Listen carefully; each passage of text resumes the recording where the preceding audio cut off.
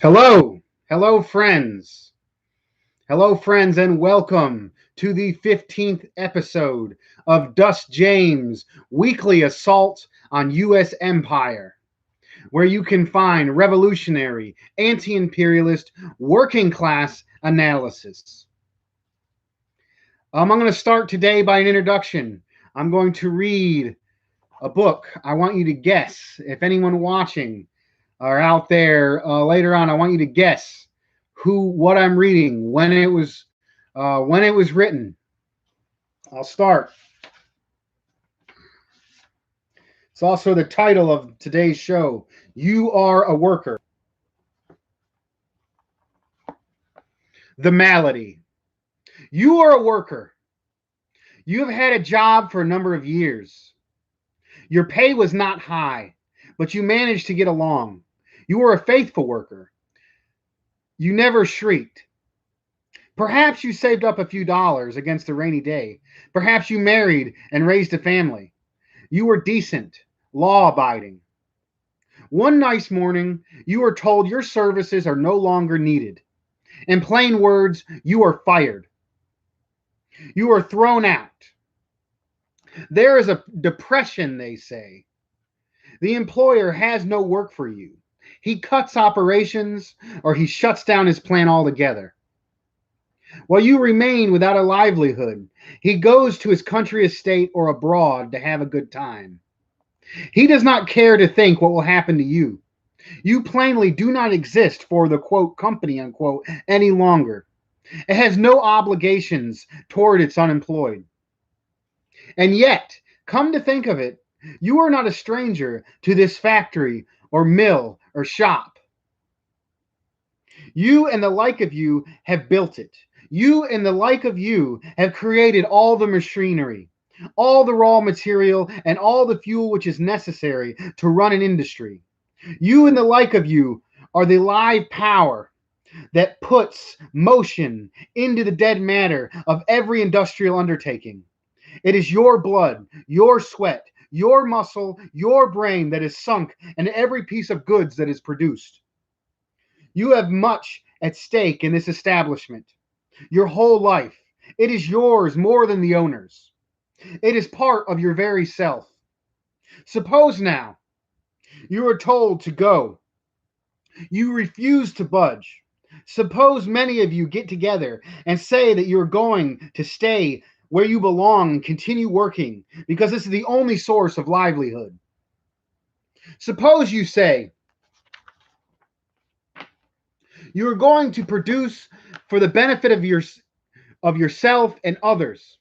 This thought may be strange to you, yet consider what would happen. The owner, who has never worked and who does not know how to work, would call the police. Most probably, the riot squad would appear. Perhaps the militia would be called out. There would be clubs and riot guns and tear gas bombs galore. You would be clubbed and shot, and many of you in prison, tried, and convicted for the sole crime of wanting to continue working at the machines and with the materials you and the like of you have produced. Has it occurred to you that such a state of affairs is wrong? Take another example.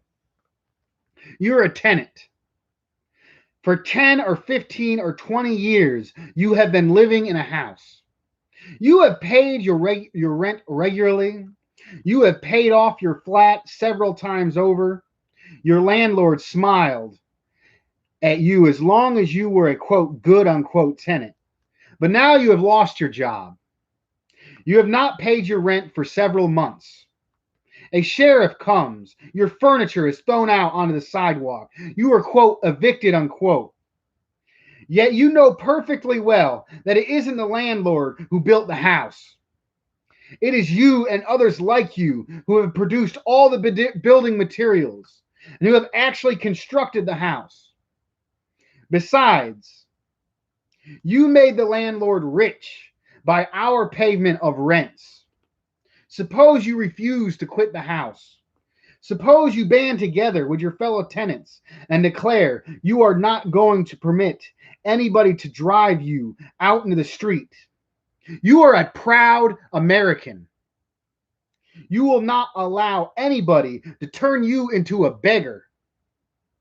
Again, you would be confronted with the police, clubs, courts, and jails.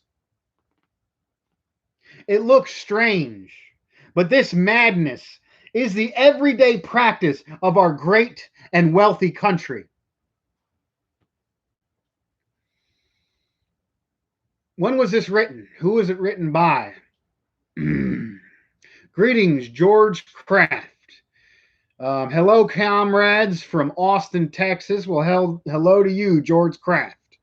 Not a lot of live folks on here, a little early. Starting about 11 o'clock Saturday morning.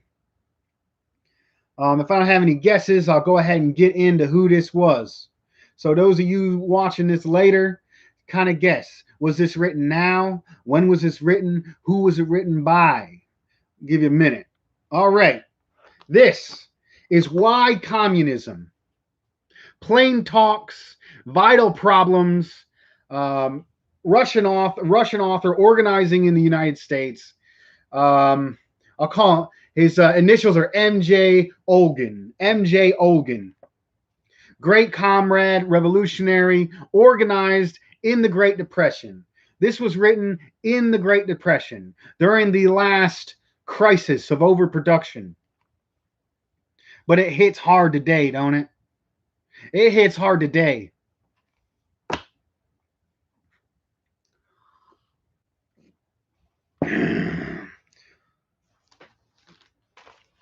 Friday's Wall Street Journal. Jobless claims swell by 4.4 million. There's been more applications for unemployment than any time since it started.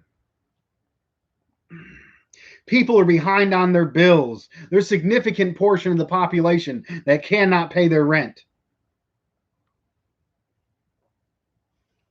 This is the time when communist organizers need to be the most ready to fight. The disease of capitalism is destroying our lives. Its continued crisis of overproduction, where we, the workers, cannot buy back what we produce because the capitalists need to make a profit. Therefore, the price of the goods we produce will always be more than what we make. And they hide it and they move it around with different advanced banking systems and different Keynesian systems. In the United States, we have something more similar to Nazi Germany, a specific type of Keynesian economics developed by Hitler's economist Schacht, where you invest in the military-industrial complex, the prison-industrial complex, and have mass military budgets. You do not help the people, but build structures of destruction.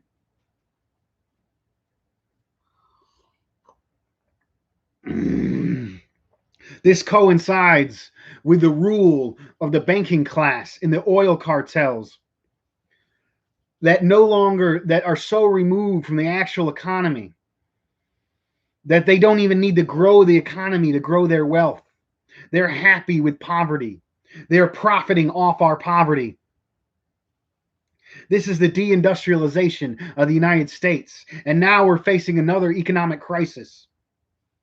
In this economic crisis, we need to do like Comrade Olgan and others, particularly those in the Communist Party who are aligned with the International and the Soviet Republic that Stalin was leading and building up industry faster than ever before. I read, and M.J. Olgan might seem familiar. He's also the author of this great book, Trotskyism, Counter-Revolution in Disguise.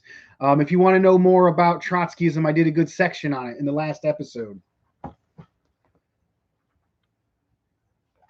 There's a lot of groups doing exactly what I'm saying right now. Caleb Maupin interviewed a member of the Communist Party USA that is doing mutual aid work among the homeless population on the West Coast.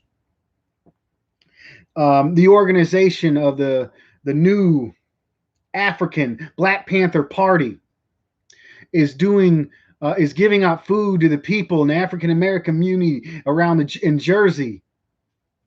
United Panther Movement, folks out in Indianapolis, Comrade Ignacio de la Sol in Florida, doing mutual aid work underneath the banner of the United Panther Party with I believe, the Brown Panther movement or party, Brown Panthers, doing great work, doing similar work. This is we should be reading up on the unemployment councils in the 1930s, etc. So, good short introduction. I'm going to do, usually the format of the show, introduction, current events, conclusion. I'm changing up that format today. I'm going to do a long speech I'm going to give a brief summation about my work in the current era that I'm doing around the show, where the show is coming from. I talked a lot about my personal history and previous episodes of this show. I'm now going to talk about this show, how it came about being, the idea of where it started. This is the 15th episode. We are 1 week away from having 4 months. I've been doing this. We have reached over 100 subscribers. That's a good, thank you guys. Reached over 100 subscribers. I believe it's a total of 118. Thank you, everyone. Congratulations to everybody watching, and thanks for being a part of getting 100 subscribers. Share this out. Make this bigger. Hit the bell. Share these ideas. I believe what I'm putting forth here is needed more than ever. Since I started this show, I've had blessings beyond what I could imagine. This is really to get these ideas out there and messages. You like what you see here, write articles about what I say, share this, edit it, make smaller videos, get this scientific, socialist, anti-imperialist, working class message out there. So I've had amazing blessings since I started this show.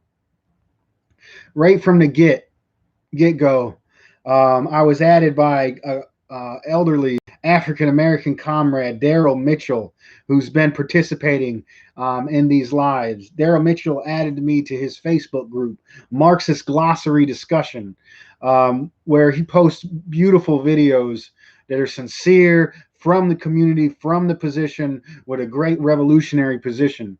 I think sincerity attracts sincerity.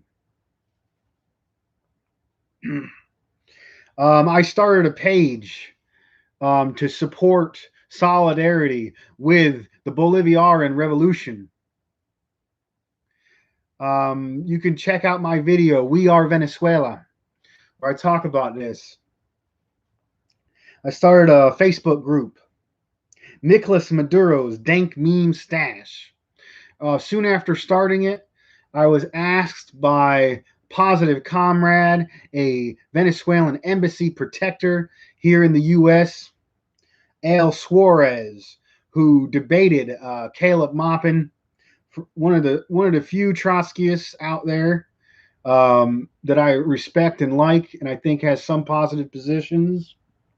You can go to his page, YouTube. I recommend you go subscribe to his YouTube page, Embassy Protectors.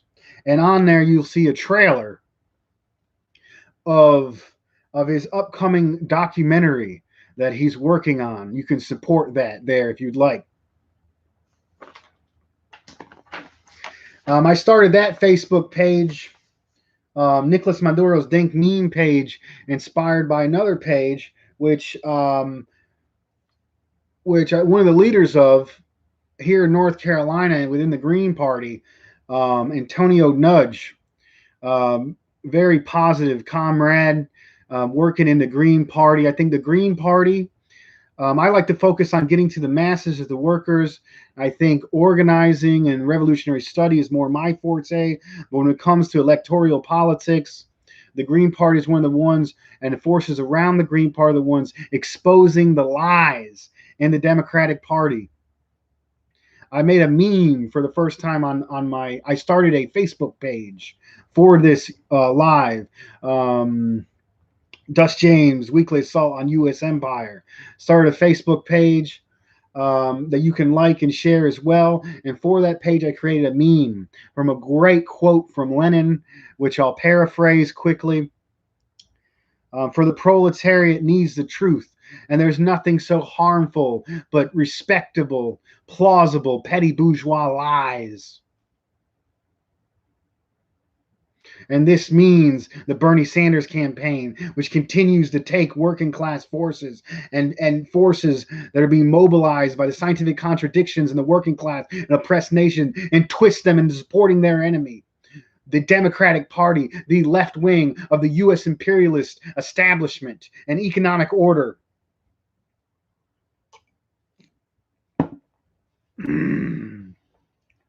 So I was asked to be a moderator on that page. It was Jill Stein's Dank Meme Stash, and that started helping me with my memeing skills, understanding internet culture. That was a rabbit hole. It's recently became Dank Green Dem Exit Memes. Great page. Still a lot going on there. I want to talk. So the big reason why I support the Green Party is I'm a huge fan of Black Agenda Report. That's one of my major inspirations. And one of the figures within that, Ajamu Baraka, who has been right on about talking about how Bernie Sanders may have done more harm than good by watering down the term socialism and associating it with a Eurocentric imperialist position. And he was the vice president he was the running mate candidate under Jill Stein back in 2016. And now he is backing Howie Hawkins. And so, along with Tony Nudge, I also back Howie Hawkins. Like I said, my forte and my emphasis is on grassroots working class organization and getting the scientific socialism and Marxism out to as many people as possible. This book right here, Why Communism? Make study groups of this book. This book plain talks vital problems. This is straightforward language appealing to the American worker.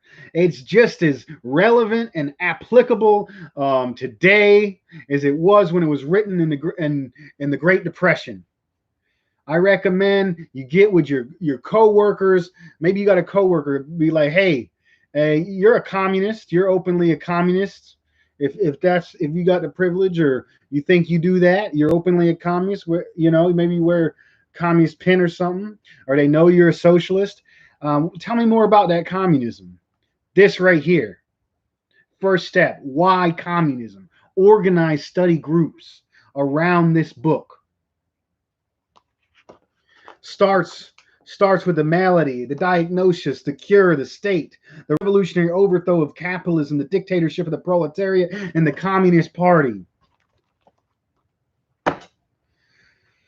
All right, so my focus is revolutionary scientific understanding, grassroots, but on the electoral stage, which I think we shouldn't completely write off. It's a way of reaching the masses. Lenin participated in the Dumas in Russia before taking power. And I think I like Howie Hawkins. I like Howie Hawkins' role, his the way he speaks, his role, you call it. You know, it's really like and reminds you of a union, an older union worker from the Midwest, real folksy, roll from the people. You can tell he was a union worker. You can tell he was on the lines and struggling for folks just from the way he rolls his voice. I think he made some problematic statements in the past around Russiagate and others. But I mean, I still think he's the most supported figure out there. I back him. I recommend. I will be voting for Howie Hawkins. There's been a little bit of fight within the Green Party. I want to talk a little bit about like I watched this Primo Nutmeg, which is a good channel, and it was and that's where Howie Hawkins went on made some statements around Russiagate, Julius Assange, which he's later on taken back, which were positive. But there was a dude on there just straight up trashing Howie Hawkins, talking about how Howie Hawkins' emphasis was to be or folks around him were to be a spoiler for the Democrats. And I'm like, is that a bad thing? Do you really think there's a difference between a Democrat and a Republican? That's why we need the Green Party. Honestly, if the Democratic Party was significantly better than the Republicans, I would say vote. If they were leading, if they were moving history forward, if our wages were rising when Democrats were in power, if the police state was being stopped when Democrats were in power. Democrats have been in power in the Northeast, the West Coast for years. Police brutality continues. Class oppression continues. These wars continues. If you look at the meme page, if you look at my Facebook page, the image on the background, no matter who you vote for, the poor stay poor and the bombs never stop. There is a race to the bottom. Continually put your support behind the Democratic Party. It must be abolished. We should not be voting in the primary for sheepdog candidates who will betray us over and over and over again. We need to build a new broad front coalition, expand the Green Party, make it bigger, make it a fusion party. Participate in the primaries of the Green Party. If you got issues with the Green Party, participate in the Green Party. I mean, that's not my emphasis, but if you're looking to get in, if your emphasis is electoral organization, I think that's the outlet. I mean, I think I'm bigger off on supporting mutual aid and scientific understanding, but from electoral standpoint, I think it's a good standpoint. And I was honored to be a moderator for Jill Stein's Dank Mean Stash and continue work with Dank Green, Dem Exit Memes, her closer with Green Party forces, maybe later on. So this week has been a great week for this show. I've had blessings and opportunities I couldn't even dream of. I was asked to be interviewed by a great revolutionary Chicano poet, Matt Cedillo. I got an interview on here. Go back and watch that. He makes great points. We have a great discussion there. I got a link to his book on there where you can find his book, book of revolutionary poems. Got another chat here. Sorry if I don't pronounce this correctly. Genosi, Red Cat, Proletariat, hello. Comrade from Switzerland, are you an ML? Yes, I'm a Marxist-Leninist. This is my foundation. J.V. Stalin's The Foundations of Leninism. That is my base and my framework for understanding. Okay. But I also agree with Caleb Maupin on how the science has continued and we should support 21st century socialist forces, China, Bolivarian socialism, Vietnamese socialism, etc., and the anti-imperialist camp as well. Great, perfect subbed. Okay. So I'll continue. This week has been great. I've been interviewed by revolutionary Chicano poet Matt Cedillo. Go back and watch that. There's a link there to get his book. So I'll talk. So I saw that he's been Matt Cedillo has been, look up Matt Cedillo on Facebook. He has been doing nothing but lives with amazing people, amazing poets, artists, political thinkers, and his contacts. He's been like morning from very early morning to late in the afternoon. Has been just interviewing amazing people on his channel, including he's been doing a weekly Monday reading of with a professor friend of his, um, reading Capital, Marx's Capital, and discussing it. And he made great ideas applying Marxism specifically to the Chicano nationalist or the experience of the oppressed nation of Aztlan. And that's really how Matt Cedillo was saying on his lives, how he just simply met me through Left Book.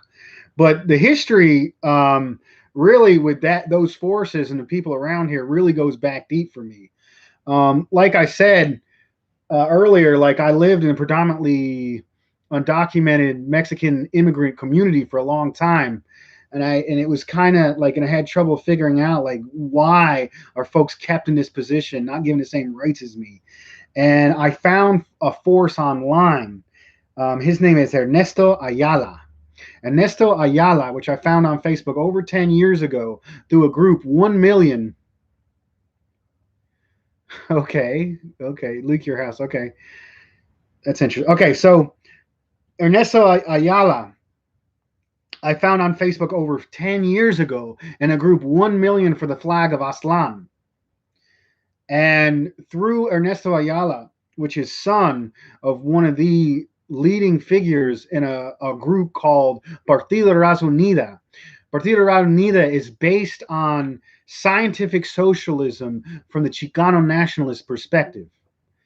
And that really opened my eyes to what the people around me in the community I was living in, like what their conditions were, and it helped me study and started me on that path of understanding oppressed nations within the United States. On that page, 1 million for the flag of Aztlan, I met another strong comrade from Jersey, Adolfo Vento, who's a teacher and a union activist from and by the community. I saw recently give a book to his dad about Elmo's new book, President of Mexico, Andres Manuel Lopez Obrador. He has a new book. I believe it's Building a Compassionate Economy, breaking from neoliberal, which is a very powerful subject. So later on, I saw that my contact I made from years ago really introduced me to the idea of Chicano nationalism from a scientific socialist perspective. Formed a media group called Telejaguar or Telejaguar. It sounds similar to Telesur, which is a great Latin American news company with funding from the great Bolivarian Revolution in Venezuela. And Matt Cedillo, I think, is a leader in that organization, Telejaguar. So as soon as I saw Ernesto was doing great work, I immediately started following Matt Cedillo and his partner, which is a great journalist, Karena Acri Paez.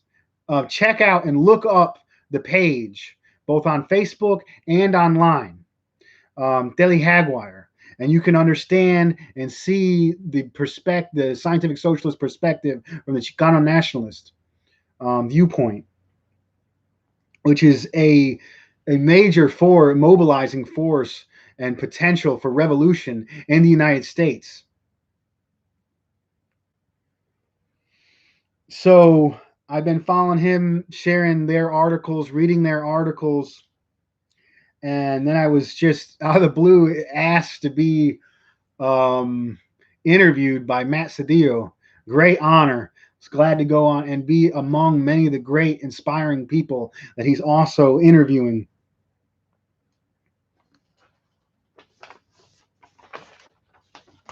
So in that talk with Matt Cedillo, there,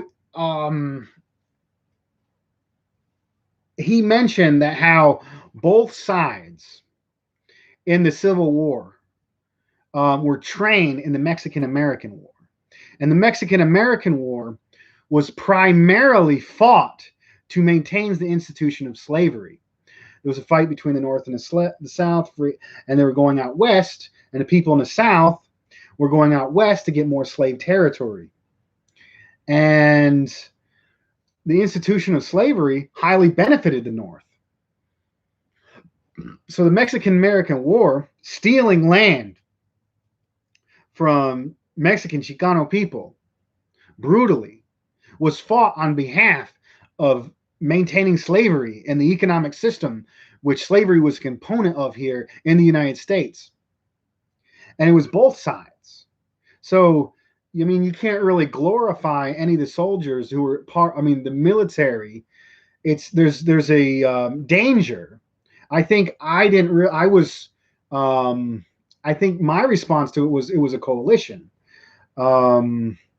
And that part of that capitalist coalition was free labor destroying the system of slave labor, which was an advancement in Marxism. Marx called the Civil War the second American Revolution, which is true.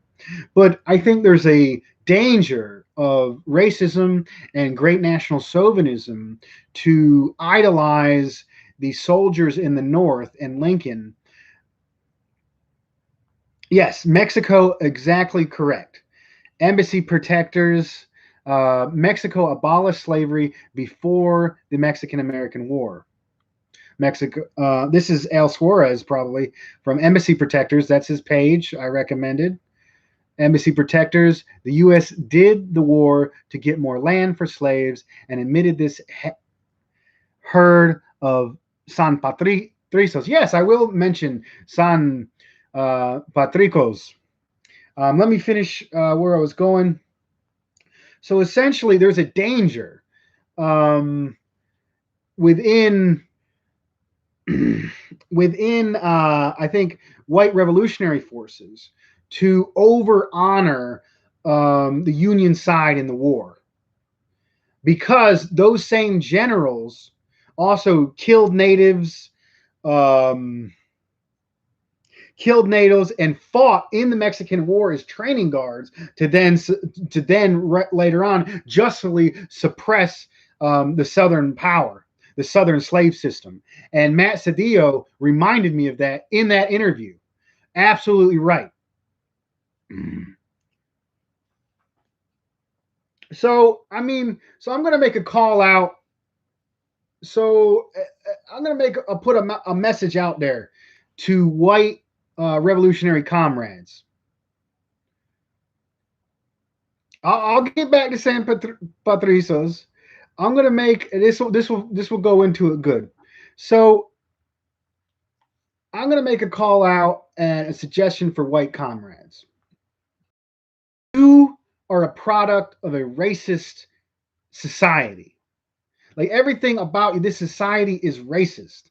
And to not be racist, you have to study, go into and struggle and reform these ideas that have been fed to you all along. Somehow the U.S.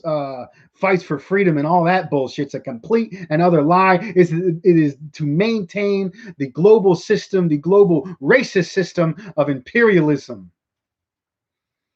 So that's why I put so much emphasis on powerful groups like Daily Hagwire and Black Agenda Report.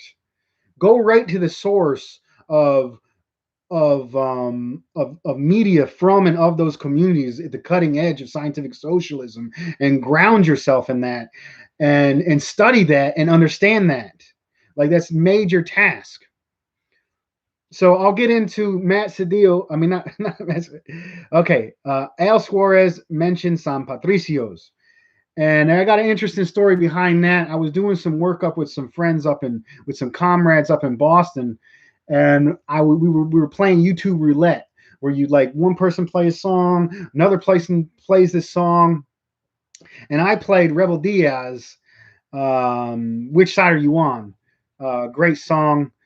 And there was I think Mexican comrade who was married to an Irish comrade, and she played David Rovics's great folk singer, cutting edge writer, song St. Patrick's Battalion. Beautiful song, and that introduced me to the idea of that and that song and that concept of Irish immigrants forced out of poverty from English imperialism, who were then forced to become machines and guns to destroy and take land from the Mexican people. And they said no, they weren't going to kill their fellow workers, they weren't going to kill fellow Catholics, and they stood up against U.S. empire, changed side, and fought for the Mexican state against the U.S. empire. Inspiring, beautiful story. So Matt Cedillo also interviewed another great hero of mine, Margaret Kimberly, who wrote this great book, Prejudicial, which you can use as a reference book. Every time you hear somebody glorifying a U.S. president, you can go in here and find that president, all 45 U.S. presidents, and be like, this is why they were a racist. From Lincoln, FDR, to Reagan, and a lot of them. This is why that president working on behalf of U.S. imperialism was a racist. And in the U.S. schools, they glorify these people. And they shove it down the throat of working class and people of color to glorify these people that weren't in their interest, that were adversarial to them. And Margaret Kimberly, this amazing book, she was interviewed by Matt Cedillo. I was honored to also be interviewed by Matt Cedillo. And I believe Matt Cedillo's organization, Telejaguar, was also influenced by Black Agenda Report, which is really grassroots perspective from, I believe, revolutionary perspective that really pokes out the Democrats. Like, they show that the Democrats are not in our interest whatsoever. And the Black Agenda Report is on that from the beginning, doing that. So I think they were inspired. Telejaguar was inspired by Black Agenda Report. I am inspired by Black Agenda Report. I believe that's what I'm doing here, only from a working class and more rural perspective. My voice is also not representative in normal leftism per se, and especially the corporate media.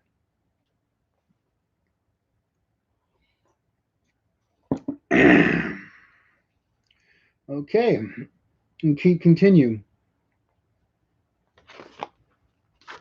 So, Margaret Kimberly said, if you want to honor a white man in the United States, that would be John Brown.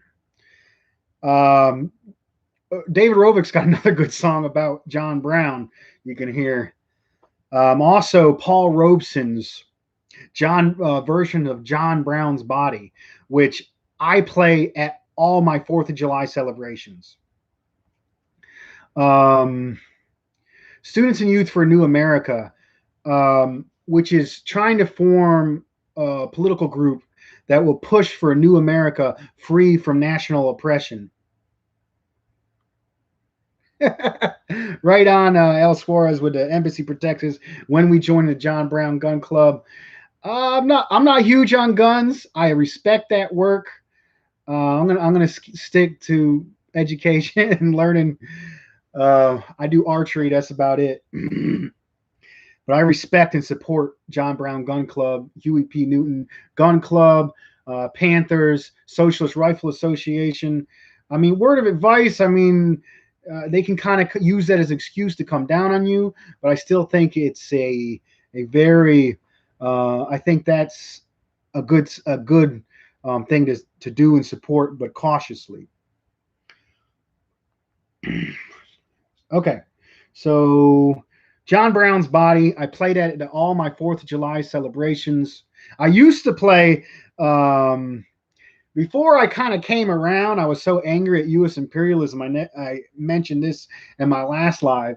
I would play Paul Robeson's English translation of the Soviet anthem. Now I'm coming around. I'm starting to realize there was positive elements and resistors like John Brown. So on the 4th of July every year, I played the song by Paul Robeson, John Brown's Body. His spirit marches on. He's in the grave, but his spirit marches on. Gave his life to fight against slavery and end slavery and forced a war that stopped slavery in this country. So also this week, I'm talking about the great stuff that's happened to me this week.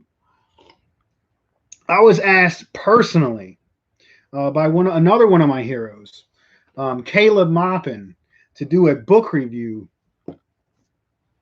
on this book, City Builders and Vandals in Our Age. This book was and everything I said in that review was absolutely true. I talked about with Matt Cedillo. Between my last period of activism, I kind of became burned out, and then I just focused on my career in truck driving. I struggled with issues with alcoholism, and I've been sober now last year and a half, maybe going on 2 years.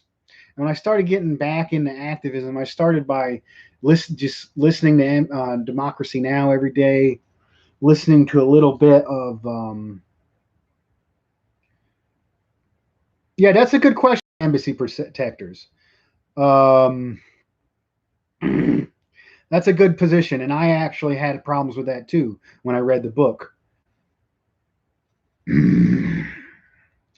All right, so I'll go back. It's hard to, man, I'm getting so many comments. I said I'd read the comments, and I said I'd do the show, but I'm having so many comments. It's hard to keep up with it. So I got sober. I started listening to NPR. And eventually I found Caleb Maupin's page. And Caleb Maupin's page really helped push me back into scientific socialism. I have listened to every single Caleb Maupin live that's there. And I really like his message. And what's unique about Caleb, I think, from my background, which is mostly Marxist-Leninism, and we kind of, honestly, from Marx, there's in the ABC organizations, there is a tendency to stagnate around a political, and Trotskyism as well, with both Trotskyism organizations and so ML, or some derogatory term, Stalinist organizations. I think they have a tendency to stagnate and want to try to recreate what was happening in the past. They want to recreate the Third International. They want to recreate the Fourth International.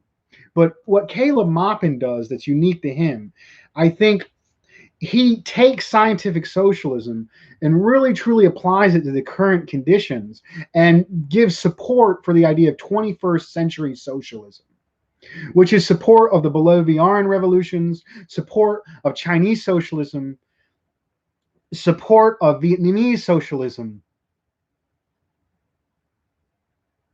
Correct, like the Jacobins. Support of Gaddafi. Support. It really Caleb's idea of how the petro-socialist countries are a result of the economy in the United States controlled by finance and oil. That is their main condition. And because they're controlled by financial capital, that is what creating, and it's no longer tied to the industry, that is what's creating the deindustrialization in the United States. And that is what is creating the resistance to global energy dominance with the petro-socialist countries. And I believe this is the correct innovation and advancement of scientific socialism. And that's really what I got from Caleb's book. And I recommend it. So I was asked to review his book. I did a review on there. He linked to this channel. Like I said, I got over 100 subscribers now, and I've been talking with Caleb, and he's talking about maybe having me on his show later on. You can see a good crossover coming up. Maybe I'll talk about that more as more of the details come out. Okay, keep moving right along.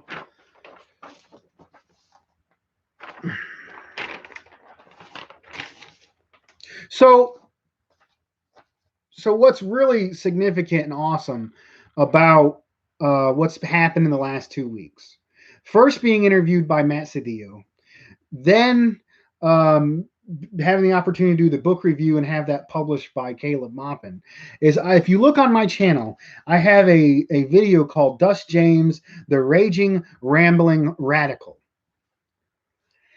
And in that was my first attempt at starting some kind of a show.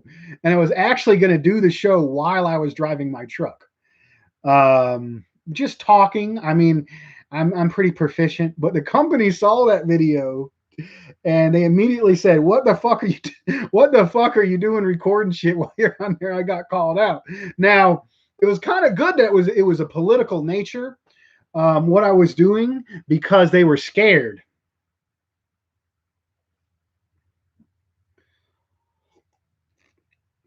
They were scared that I had a political base and then I would attack the company. So when I got called in the office for doing that video, they're like, "You got the right." I think their legal team got together and they're like, "You got the right to do whatever political stuff you want, but I'm going to put this camera in your truck." So I was never long to do that. Later on, I started developing this on my day off at home, much safer. Thanks for all the participation from Embassy Protectors. Okay. So that's really what started the show, and why it's so significant is that I got interviewed by Matt Cedillo, one of my great, one of my heroes, in his organization Daily Hagwire, which was inspired by Black Agenda Report, which I mentioned in that very first show. In that first show, this isn't coffee, Embassy. This is a agua fresca made by my wife. I believe some raspberries and some other stuff. Oh, anyways, so in that video, Raging Rambling Radicals, I talked about how it's inspired by Black Agenda Report, inspired by Caleb Maupin. Now I've had opportunities to interact with Matt Cedillo, a member of Tele Jaguar Report, who was inspired by and interviewed Margaret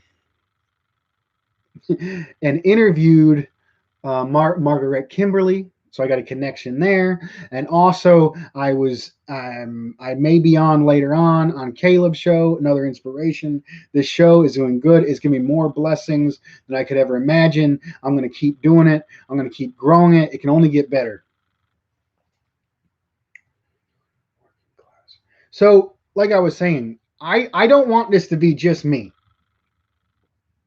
I would like to build a media group.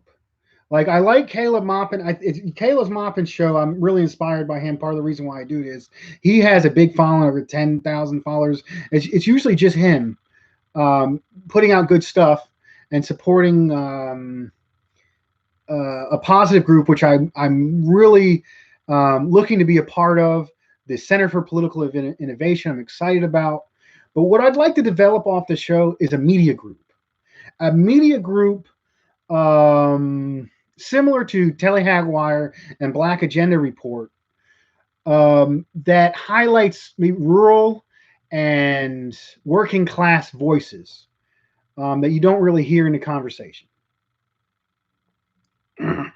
that share the same strong revolutionary anti-imperialist sentiment and position. Embassy Protector, that's a lot of comments. Not sure where to start with reading it. Need to unite, media group, okay.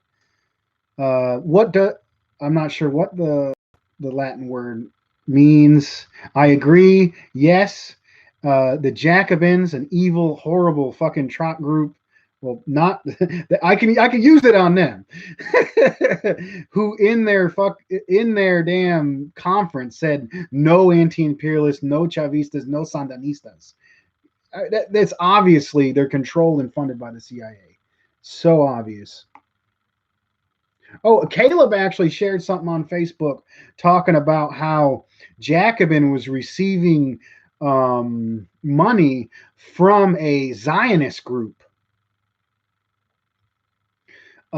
which has ties with the CIA. Radic means root, radical, get to the root, and that's what scientific socialism does. It understands it from a material condition. We're not a sect. We're not following some great leader.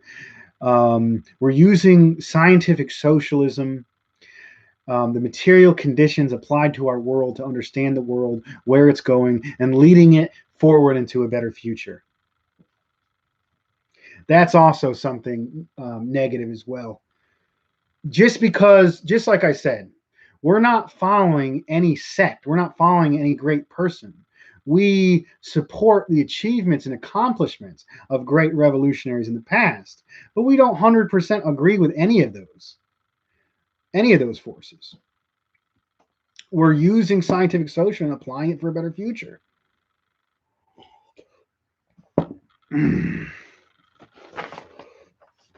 Okay, so that gets into the idea. So this media group, I think, can really facilitate what I call democratic centralism. Centralism is a needed revolutionary structure, similar to what they had in the Soviet Union, but also takes into account the working. It's also what was done by the Communist Party in the 1930s that organized the workers' councils here. And that's the principle of democratic centralism. And it's central in a way that it can move fast. It can build power quickly. It can create institutional advancements quickly. But it must be rooted in the experience and the material conditions that are faced by the working class. And I believe organizations like Black Agenda Report, Telehaguire, and what I'm doing here are a good facility on organizing that democratic part of revolutionary democratic socialism. Conditions, groups. Okay. Okay, I'm about to go to my conclusion. I've been going on 52 minutes. I'll probably wrap up. I do this about an hour and about 8 minutes. Thanks for embassy protectors. Maybe I'll read back through some of these. You said the origin of Vandals, yes, comes from the Visigoths. So when I was first getting into politics, when I was 14, I wanted to be a preacher. And my great hero was Jesus. And it was my understanding when I was 14 that Jesus eventually, his positive giving nature is what eventually led to the downfall of the Roman Empire. So I've always hated the Roman Empire. And I always glorified the Vandals and the Visigoths that destroyed the Roman Empire. And I think justly against that imperialism. In Caleb Maupin's book, City Builders and Vandals in Our Age, he looks at it from a more scientific perspective. And he says that the Roman Empire, after the fall of the Roman Empire, was a very dark and horrible period. It wasn't until interactions with the Islamic world that Europe, started to rise up with later on with feudalism and then later capitalism. And he says that we shouldn't idolize the Vandals as much as we should the city builders. We should look at people who build and construct. We should honor people that are building socialism, like the Chinese and etc. Which, and that it's in an introductory essay. And I actually had some issues grappling with that when I first read it.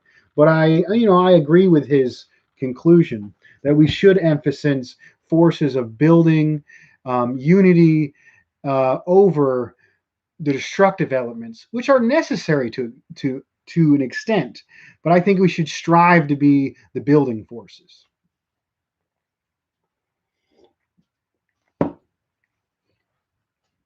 Okay, so I've been here 55 minutes. I'm going to go into my conclusion.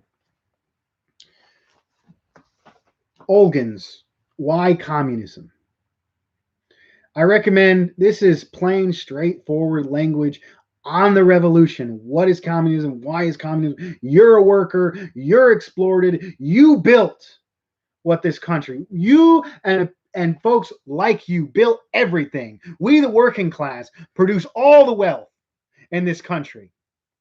The upper bourgeois, the capitalists, the banking class, the oil bankers, they are parasites. They are holding back history. They are stopping the developing of history. They are working hard to destroy the socialist infrastructure of the anti-imperialist countries.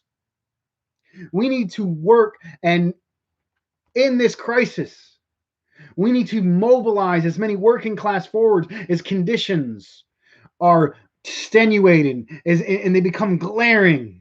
The national oppressive question becomes glaringly obvious in this crisis, as the oppression of capitalists by worker becomes glaringly obvious. We need to organize, stand in solidarity, and the United States, workers here in solidarity with the oppressed nations and third world nations of the world, and bring forth and mobilize a force that can bring about a new America free of racial oppression, free of national oppression, free of oppression by man, that respects the right of oppressed nations to to to, to self-determination. If they don't want to be a part, they got to be a part. They can form their own nation and understand the struggle of oppressed nations and put that into the revolutionary agenda and the revolutionary understanding.